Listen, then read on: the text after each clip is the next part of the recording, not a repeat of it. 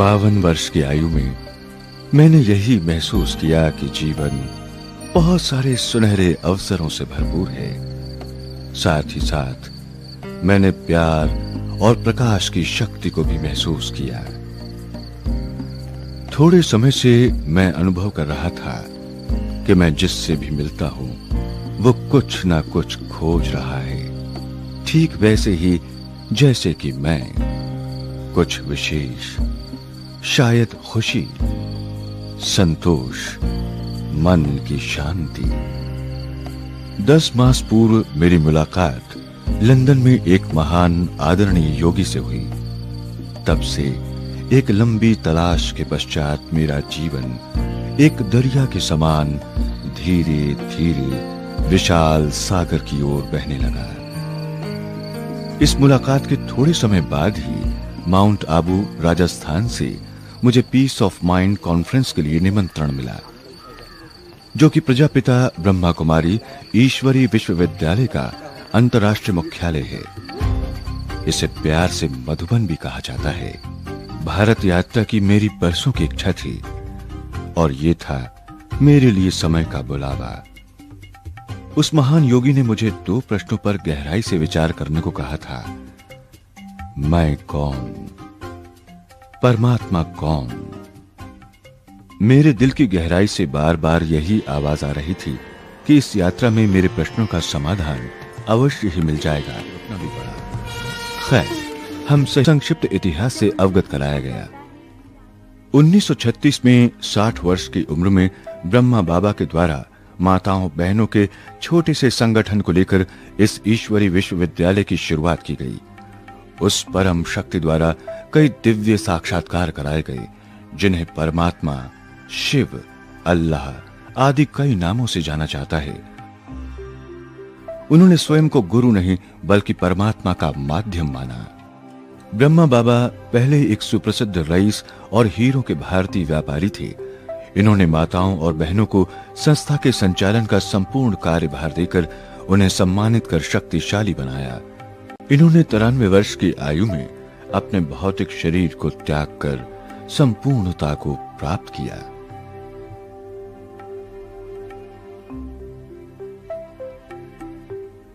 उनके अव्यक्त होने के बाद इस संस्था का विस्तार तीव्र गति से हुआ। वर्तमान समय में संस्था का कारोबार उन महान विभूतियों के द्वारा हो रहा है जिनकी आयु प्रायः 80 वर्ष के नजदीक है और वे दादी के रूप में जानी जाती हैं। दादी यानी बड़ी बहन, जिन्होंने संस्था के प्रारंभ में स्वयं को सेवा के प्रति तन मन धन से समर्पित किया। यहाँ की हर सेवा मातृत्व स्नेह की झलक दे रही थी। ये दादियां अपनी बड़ी उम्र के बावजूद पूरे विश्व में अथक रूप से निस्वार्थ सेवा हेतु भ्रमण करती रहती हैं। उसके बाद हमारा परिचय दादी प्रकाश मणि जी से कराया गया, जो इस विश्वव्यापी संस्था की मुख्य प्रशासिका हैं। मुझे ज्ञात हुआ कि ब्रह्मा कुमारी इसका वास्तविक अर्थ है ब्रह्मा की पुत्रियां। 1936 में अपनी बाल्य अवस्था में ही दादी जी ने इस संस्था में पदार्पण किया। तत्पश्चात इस मायावी दुनिया से संपूर्ण रूप से अलग हो गईं। वे एक बहुत ही कुशल संचालिका के रूप में भी उभर कर सामने आईं। समग्र विश्व की राजनैतिक और आध्यात्मिक विभूतियों द्वारा उनको बहुत अधिक सम्मान प्राप्त है। दादी जी ने बताया, आध्यात्मिकता मानव जीवन का सबसे महत्वपूर्ण आयाम है, जो सबके जीवन से प्रायः लुप्त हो चुका है। दादी जी से संपूर्णता में प्राप्त होते हैं शुद्धतम, स्वर्णिम ईश्वरीय प्रेम के स्पंदन। सद्भावना, शांति और समृद्धि से संपन्न युग, जहां शेर और बकरी एक ही घाट पर पानी पीते हों, जिसकी कल्पना सदियों से मानव करता रहा है, जहां क्रोध, स्वार्थ और बेईमानी का नामो निशान ना हो।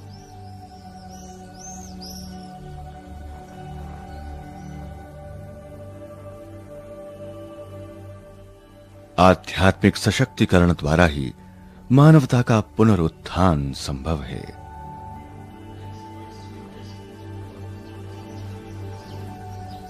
इसी दौरान हमने दिलवाड़ा मंदिर भी देखा, जो भारत में जैन वास्तुकला का एक सर्वोत्कृष्ट उदाहरण है।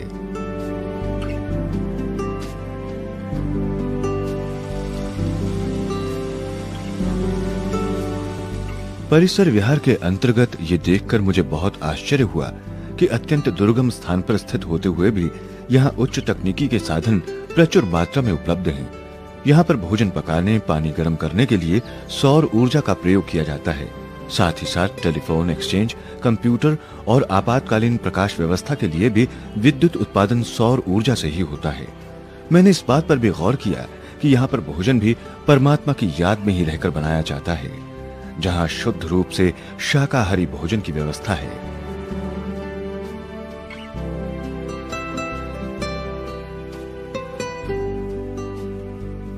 उस दिन का प्रमुख प्रवचन दादी जानकी द्वारा दिया गया, जो इस संस्था की संयुक्त मुख्य प्रशासिका हैं। दादी जानकी जी लंदन में रहकर विदेश सेवाओं का संचालन करती हैं। दादी जी को एक कुशल वक्ता और मार्गदर्शक होने का वरदान प्राप्त है। अपने जीवन के प्रारंभिक दिनों से ही दूसरों के हित का ख्याल रखना दादी जी की विशेष धारणा रही है। एकाग्रचित स्थिति और संपूर्ण दृढ़ता, ये दोनों ही गुण इनके जीवन की विशेष शोभा हैं। इन दादियों की विनम्रता, निस्वार्थ प्यार, निरअहंकारिता, विनोद वृत्ति और हृदय की विशालता से हर कोई प्रभावित होता है।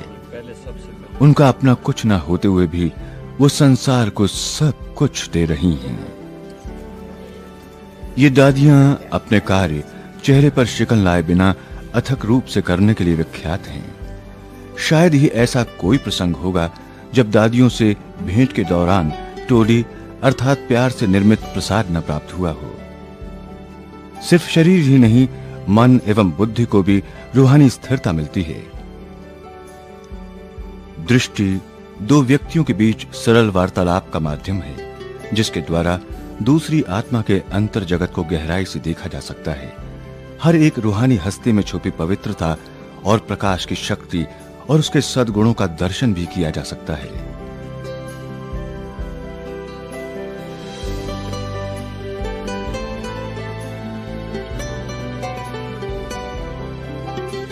एक दिन हम मधुबन भी गए, जो ब्रह्मा बाबा की तपस्या स्थली है। यहीं से ही संस्था की व्यवस्था संचालित होती है। यहाँ पर अभी भी बहुत सारे वरिष्ठ भाई बहन रहते हैं। बहुत सारे ऐसे स्थान हैं जहाँ पहुंचने मात्र से ही अति सहज रूप से शांति की गहरी अनुभूति होती है। राजस्थान का पश्चिमी भाग, जहाँ पर लोगों के लिए अपनी मूलभूत आवश्यकताओं को प्राप्त कर पाना भी कठिन है। अधिकतर हिस्सा रेगिस्तान है और पानी की बहुत अधिक कमी है। शिक्षा का स्तर भी बहुत निम्न है।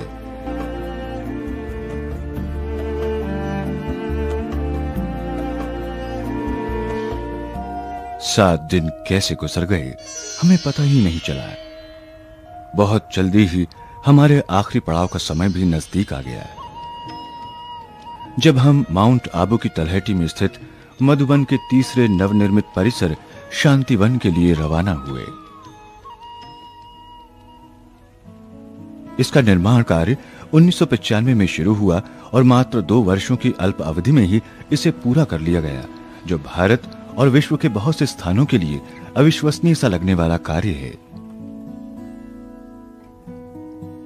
इस परिसर के मुख्य आकर्षणों में से एक है अत्यंत विशाल डायमंड जुबली हॉल, जिसमें एक साथ 20,000 लोगों के बैठने की व्यवस्था है। यहाँ 15,000 लोगों के ठहरने की व्यवस्था है। यहाँ पर विश्व का सबसे बड़ा सौर ऊर्जा से चलने वाला कुकर है, जो कि प्रतिदिन 35,000 से भी अधिक लोगों के लिए भोजन तैयार करने की क्षमता रखता है। अपने प्रवास के दौरान मैंने पाया कि यहाँ किसी भी तरह के शुल्क का कोई जिक्र नहीं है। वास्तव में विश्व में ब्रह्मा कुमारीज के द्वारा किए गए किसी भी कार्यक्रम में कोई शुल्क नहीं लिया जाता है। ब्रह्मा कुमार भाई बहनों के स्वैच्छिक सहयोग के द्वारा ही इस संस्था का कार्य चलता है। ब्रह्मा कुमारी संस्था की मान्यताओं का सार जो मेरी समझ में आया वो ये है कि जब हम बदलेंगे तभी ये विश्व बदलेगा। वैश्विक जागृति को ऊंचा उठाते हुए ये लोग विश्व परिवर्तन के उद्देश्य को समर्पित हैं। उन सब का लक्ष्य शांति, पवित्रता और वसुधैव कुटुंबकम का है। एक ऐसी दुनिया की रचना करना जहां पर भय, चिंता, तनाव और उदासी का नामो निशान ना हो। ये एक ऐसी मान्यता है जो हमें सभी धार्मिक सीमाओं से ऊपर ले जाती है। मधुबन में क्या सोचकर आया था और मैं कौन से विचारों को अपने साथ लेकर जा रहा हूं। मधुबन छोड़ने के बाद मैं इस उमंग, उत्साह और खुशी को अपने दैनिक जीवन में किस प्रकार जीवंत बनाए रख सकूंगा, मन ही मन यही योजना बना रहा हूं। इस राजयोग के अभ्यास द्वारा मैंने अपने इन शाश्वत प्रश्नों का हल पा लिया कि मैं कौन हूं और परमात्मा कौन है। मुझे ये बोध हो गया कि मैं एक आत्मा हूं, शरीर नहीं। मैं एक चैतन्य शक्ति हूं और भगवान भी एक चैतन्य परंतु परम शक्ति हैं। वे दिव्य ज्योति बिंदु स्वरूप हैं। उनका नाम परम पिता परमात्मा शिव है। इस आध्यात्मिक अध्ययन ने मेरे जीवन के अत्यंत ही नवीन पहलुओं के द्वार खोल दिए।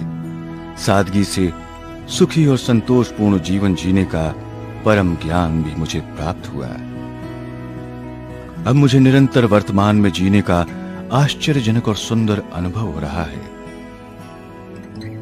मैंने इस बात को गहराई से समझ लिया है कि ब्रह्मा कुमारी इसका ये उद्देश्य कितना गहरा और विराट अर्थ रखता है कि जब मैं बदलूंगा तभी विश्व बदलेगा।